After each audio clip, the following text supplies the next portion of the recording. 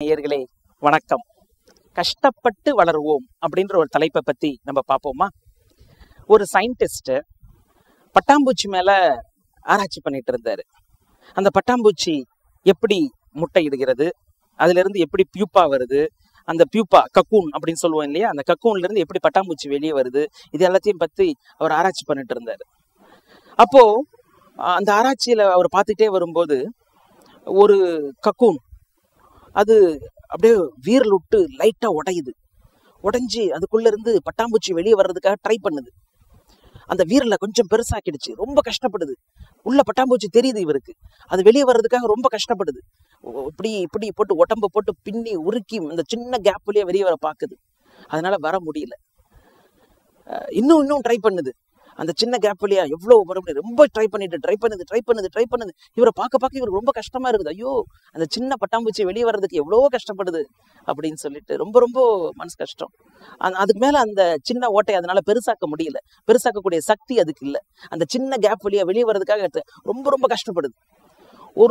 இதை பார்த்துட்டே இருந்த அந்த விஞ்ஞானிக்கு ஒரு பர்டிகுலர் டைம்ல தாங்க முடியல. அந்த ஓட்டை ரொம்ப சின்னதா இருக்கிறதால இந்த பட்டாம்பூச்சியால வெளியே வர முடியல. அந்த ஓட்டையை பெருசாக்கிட்டோம்னா அது சுதந்திரமா தாராளமா வெளியே வந்தோம்னா ரொம்ப சந்தோஷமா இருக்கும். அந்த சின்ன பட்டாம்பூச்சிக்கு ஏன் இந்த கஷ்டப்படணும் அப்படின்னு சொல்லிட்டு ஒரு அழகான சின்ன கத்திரிக்கோலை ஒண்ணு எடுத்து ஒரு லென்ஸை வச்சுட்டு அழகா அந்த கக்கூனை இன்னும் கொஞ்சம் இந்த பக்கம் அந்த பக்கம் வெட்டி கொஞ்சம் பெருசாக்கிட்டார். பெருசாக்கணும்னா பட்டாம்பூச்சி படக்குன்னு வெளியே வந்துருச்சு. இவருக்கு ஒரே சந்தோஷம். ஆஹா, அந்த பட்டாம்பூச்சி கஷ்டப்படாம வெளியே வந்துருச்சு பாத்தியா அப்படின்னு சொல்லிட்டு. அந்த பட்டாம்பூச்சி வெளியே வந்த உடனே கொஞ்ச நேரத்துல பறக்க ஆரம்பிக்கும் அப்படின்னு பார்த்தா அதனால பறக்க முடியல. அந்த பட்டாம்பூச்சியுடைய உடம்பு ரொம்ப பெருசா இருக்கு, ரெக்கைகள் எல்லாம் சின்னதா இருக்கு. அதனால கடைசி வரைக்கும் பறக்க முடியல. மற்ற பட்டாம்பூச்சி எல்லாம் வெளியே வரும்போது இவர் பார்த்திருக்காரு, உடம்பு சின்னதா இருக்கும், ரெக்கை பெருசா இருக்கும். பட் இது கொஞ்சம் வித்தியாசமா இருக்கு, ஏன் இப்படி, அதனால ஏன் பறக்க முடியல அப்படின்னு சொல்லிட்டு யோசிச்சு பாக்குறாரு. பல புக்ஸ் எல்லாம் எடுத்து படிச்சு பாக்குறாரு. அப்புறமா தான் அவருக்கு கடைசியில ஞானோதயம் வருது. அந்த கக்கூன்ல அந்த சின்ன கேப் வழியா இருக்குல்ல, அந்த சின்ன கேப் வழியா தன் உடம்ப முறுக்கி இந்த பட்டாம்பூச்சி வெளியே வரும்போது அந்த உடம்புல இருக்கக்கூடிய ரத்தம், அந்த உடம்புல இருக்கக்கூடிய நீர், இது எல்லாமே சத்தாக மாறி ரெக்கைக்கு போயிடுது.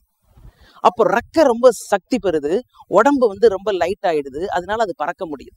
அந்த சின்ன ஓட்டை வழியா அது கஷ்டப்பட்டு எப்ப வெளியே வருதோ அப்பதான் இந்த உடல் மாற்றம் ஏற்படுது.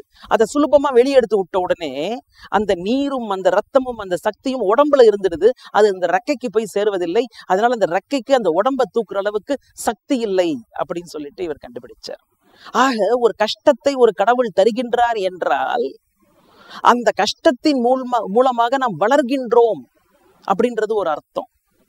ஒரு செடி, அந்த செடி வெயில்ல வச்சா நல்லா வளரும், நல்லா பூ பூக்கும்.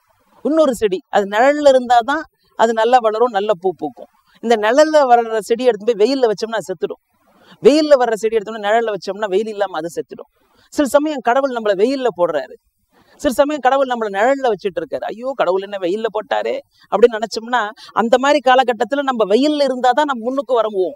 அது கடவுளுக்கு தெரியும். சில சமயம் நம்ம நிழல்ல ஜாலியா இருப்போம். அப்ப இந்த மாதிரி நிழல்ல நம்ம இருந்தாதான் நம்ம வளருவோம் அப்படின்றது கடவுளுக்கு தெரியும். எதை எங்க நமக்கு போடணும், எந்த கஷ்டத்தை எப்ப கொடுக்கணும் அப்படின்றது கடவுள் நமக்கு தெரியும்.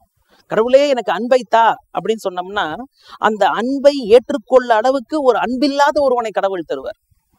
அவன் மேல் நம்ம எப்ப அன்பு காட்டுகிறோமோ அப்போ ஆட்டோமேட்டிக்கா நமக்கு அன்பு கிடைக்கும். கடவுளே எனக்கு தைரியம் தா அப்படின்னு கேட்டோம்னா ஒரு பயம்புறுத்துற மாதிரி ஒரு கண்டிஷன் நம்ம கிட்ட கொடுப்பார். அந்த பயம்புறுத்துற மாதிரி ஒரு கண்டிஷன் வரும்போது தான் நமக்கு தைரியம் வரும். கடவுளே எனக்கு வீரம் தா அப்படின்னா ஒரு சண்டை ஒண்ணு வரும். அந்த சண்டை வந்தாதான் நம்ம வீரத்தை நம்மளால காட்ட முடியும். ஆக நம்ம எதை கேட்டாலும் கடவுள் அதை ஒரு கஷ்டப்பட்டு அதன் மூலியமாக நமக்கு கொடுக்கின்றார். அந்த கஷ்டம் வந்தாதான் நாம் வளர முடியும். அடுத்த முறை நம்ம கஷ்டம் வந்தா கஷ்டப்படக்கூடாது. ஆஹா, இந்த கஷ்டம் நான் வளர்வதற்காக கடவுள் கொடுத்தது அப்படின்னு சொல்லிட்டு தைரியமா எடுத்துக்கிட்டு அந்த கஷ்டம் மூலியமாக நாம் வளர்ந்து நிச்சயமாக வெற்றி பெறுவோமாக.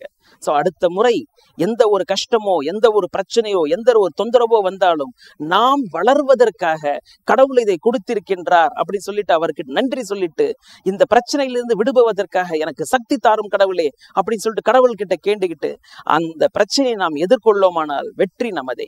மீண்டும் நாளை சந்திப்போம். நன்றி, வணக்கம்.